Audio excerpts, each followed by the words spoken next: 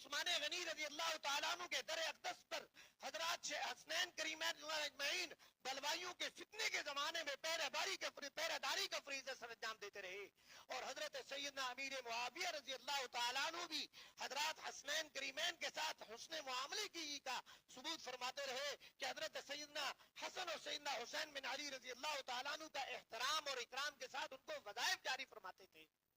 اور حضرت سیدنا معاویہ رضی اللہ تعالیٰ عنہ کو جب کبھی کوئی مشکل اور دقت پیش آتی کسی دینی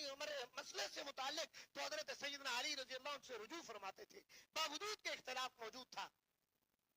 ایک وجہ سے قصاص عثمان پر اختلاف تھا، لیکن دین کا استفادہ اور افادے سے متعلق کوئی رکاوٹ نہیں تھی، اور حضرت سیدنا امیر معاویہ رضی اللہ تعالیٰ عنہ نے حضرت علی کی شہادت پر فرمایا کہ اب علم اور فقہ چلا گیا ہے،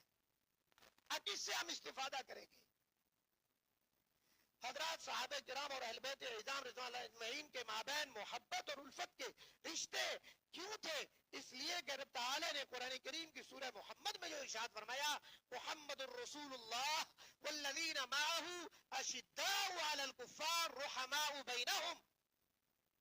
جو رسول اللہ صلی اللہ علیہ وسلم کی معیت و صحبت اختیار کر لیتے ہیں وہ کافروں پر تو سخت ہیں، مشرک اور منافق یہود اور نصارہ اور سبائیت پر تو سخت ہے، چہرے خداوندی بن کے اترتے ہیں لیکن آپس میں رحم دل ہے۔